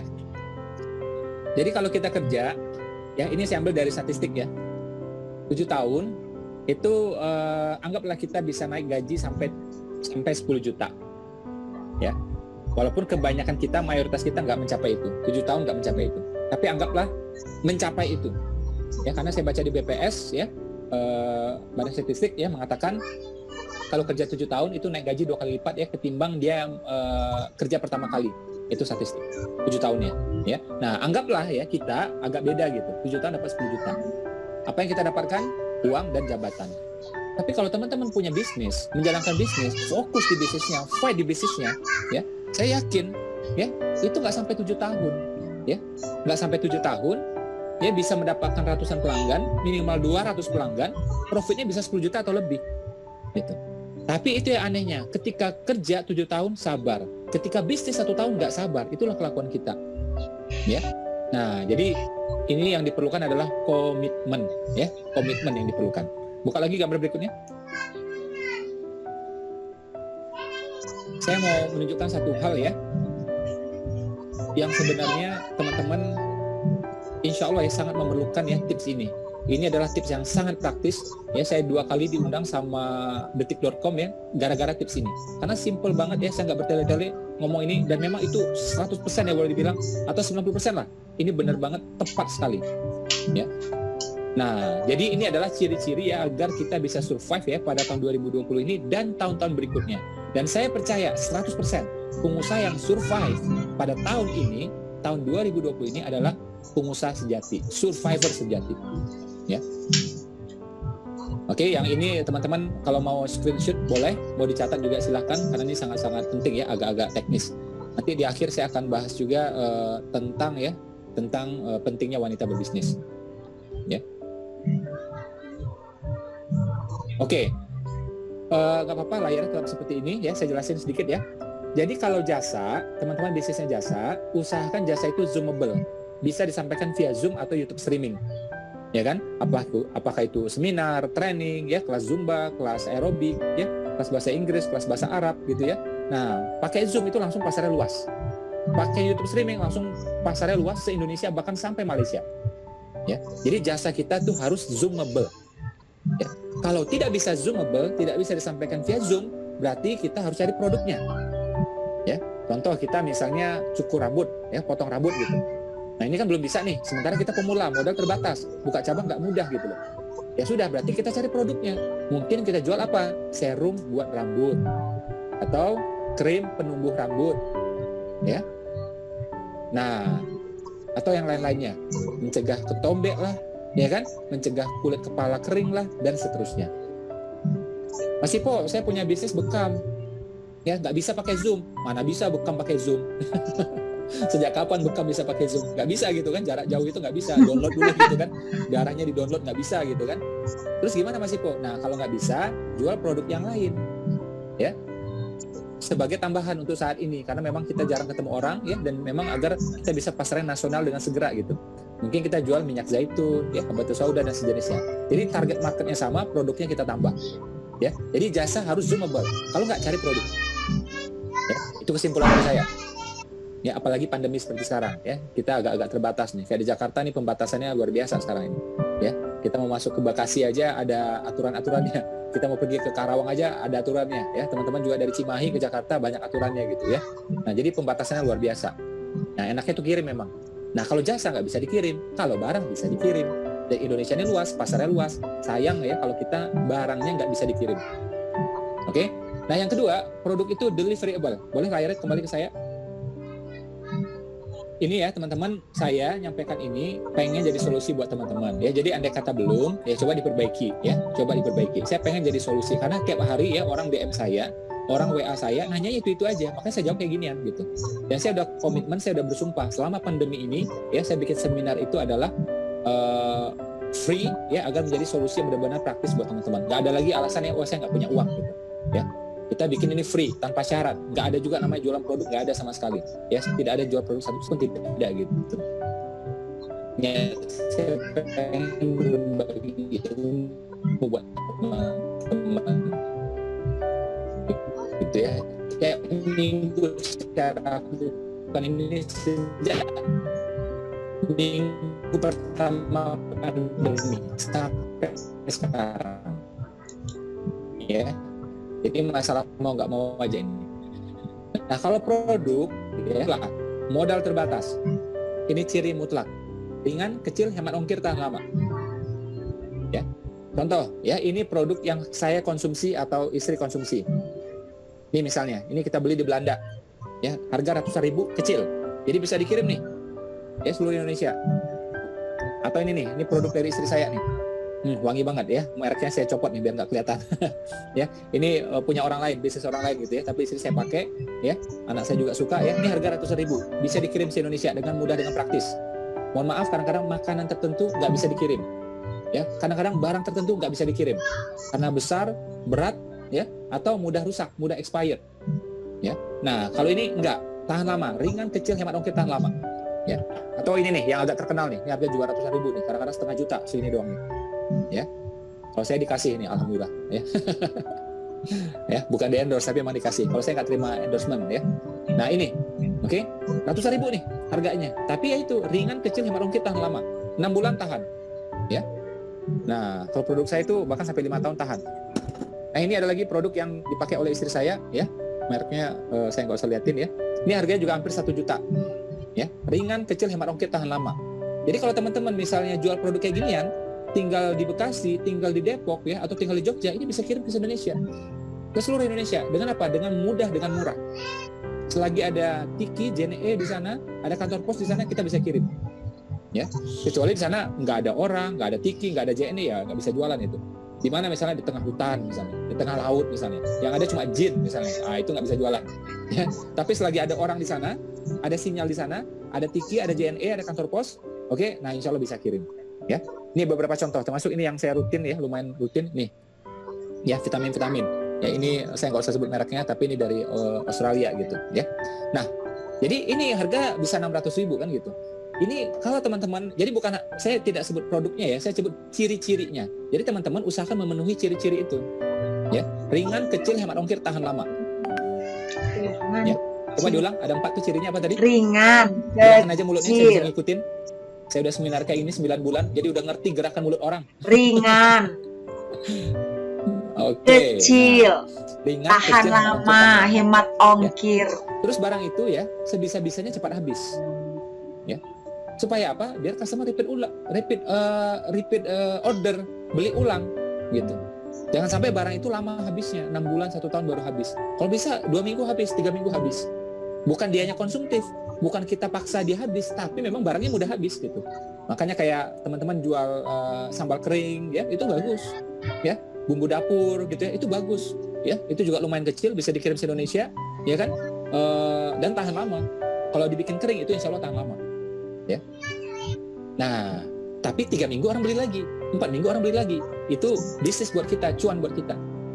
Mas Ipo, saya nggak suka tuh ngomong duit mulu, saya nggak suka. Ya sudahlah, minimal gara-gara dia repeat order, setiap 3 minggu kita bisa silaturahim lagi sama dia, benar nggak?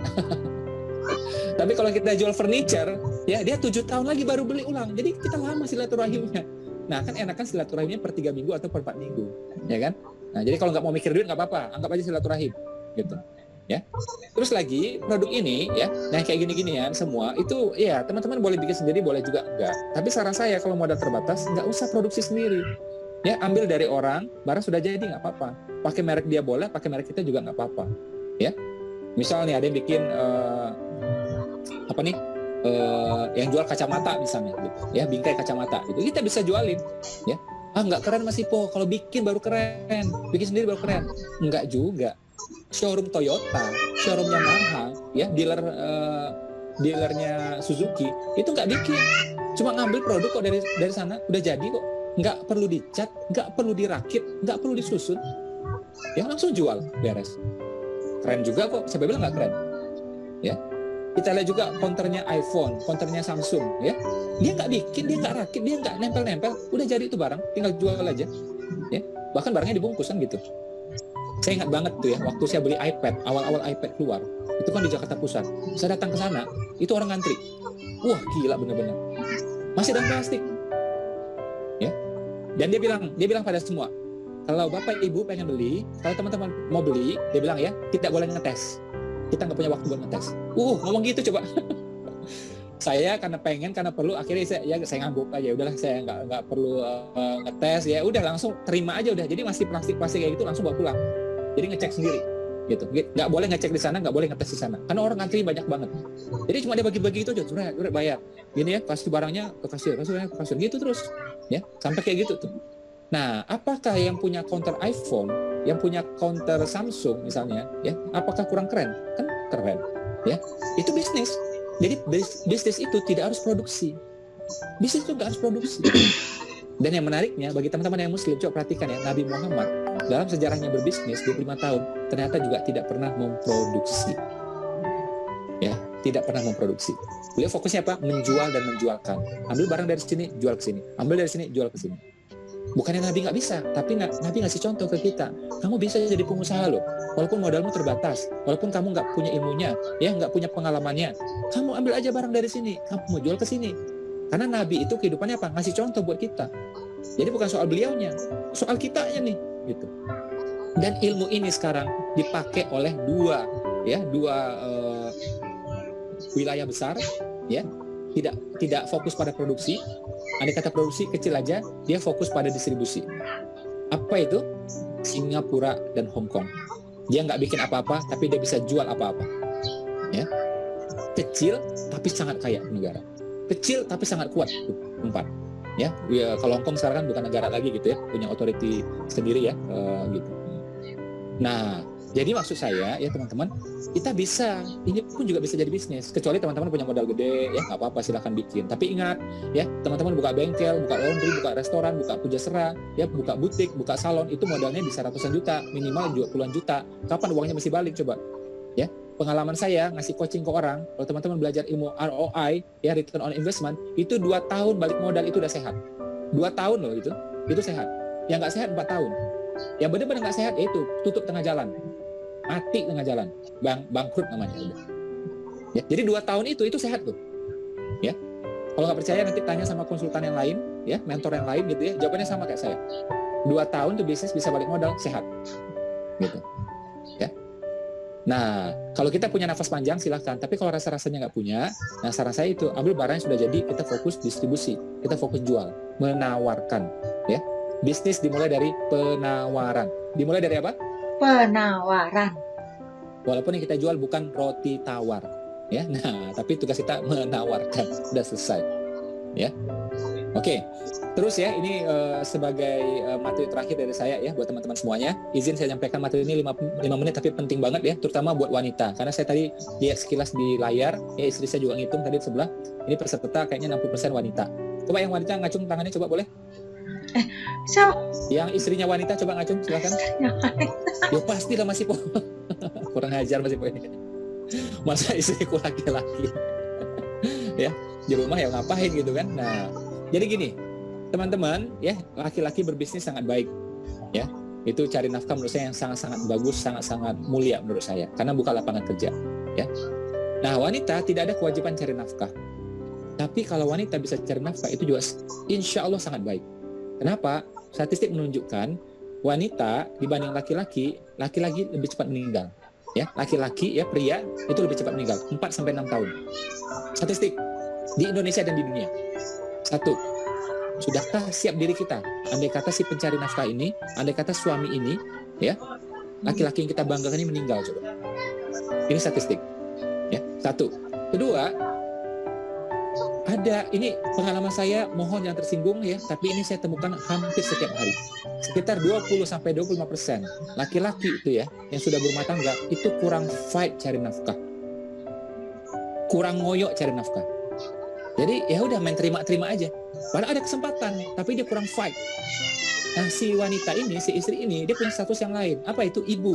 Ibu kalau terhadap anak yang sayang luar biasa. Pengen anak di sekolah yang terbaik, pengen anak sekolah favorit, pengen makanan gizinya yang terbaik, ya kan?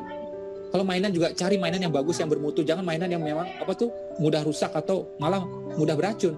Kadang tuh mainan biasa tuh ya, diisap sama anak bisa beracun loh, hati-hati. Makanya perlu brand tertentu, perlu kualitas tertentu. Ya. Nah, ibu ini karena sayang sama anak, dia upayakan semuanya. Ya, akhirnya apa? Dia bisnis. Ya, jadi ini untuk membackup ya kalau kita punya suami yang kurang fight cari nafkah. Ya. 2. Yang ketiga adalah persatuan Indonesia. Ya. Yang ketiga ya, gini. Mohon maaf. Sebagian laki-laki itu ya pas punya duit, ya nggak semua, tapi sebagian itu gampang genitnya, gampang gatelnya. Apalagi dia tahu ya si istri ini nggak bisa ngapa-ngapain, nggak bisa cari duit. Jadi semena-mena gitu. Nah, kalau Anda punya uang, Anda masih punya bargaining position terhadap dia. Ya. 3. Yang keempat adalah ya, kalau wanita itu berbisnis, enaknya adalah apa? Kalau teman-teman muslimah, lihat Khadijah juga berbisnis. Ya. Apakah ya, coba kayak Khadijah itu berbisnis, ya. Nabi berbisnis, istrinya Nabi juga berbisnis.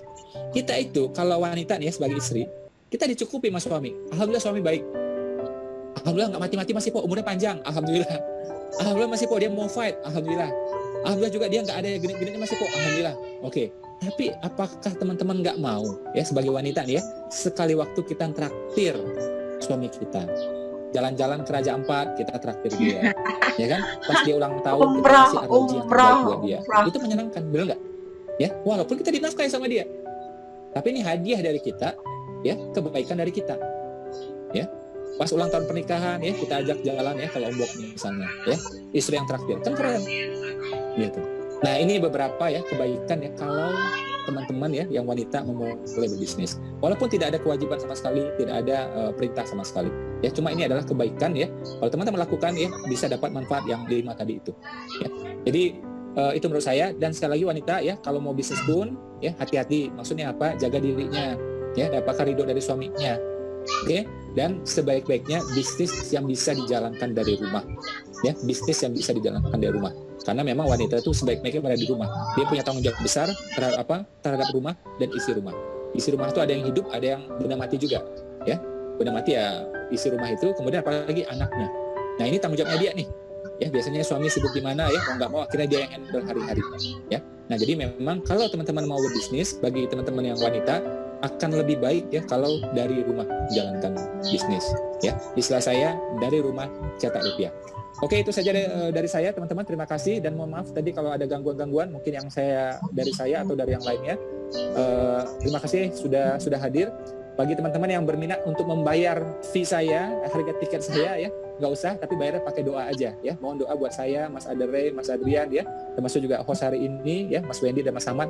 Mudah-mudahan diberi kesehatan ya pada dirinya dan pada keluarganya. Itu saja. Assalamualaikum warahmatullahi wabarakatuh. Waalaikumsalam. Waalaikumsalam warahmatullahi wabarakatuh.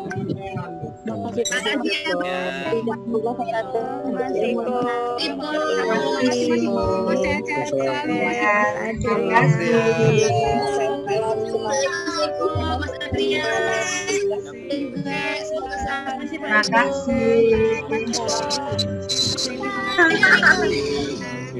Patrian, terima kasih.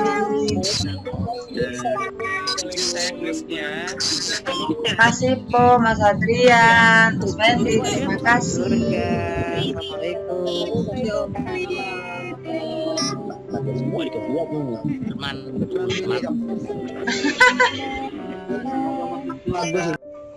Alhamdulillahirrabbilalamin, hari ini saya udah selesai mengikuti seminar bersama orang-orang hebat, Bang Aderai, Bang Ipo Santoso, dan Bang Adrian Maulana.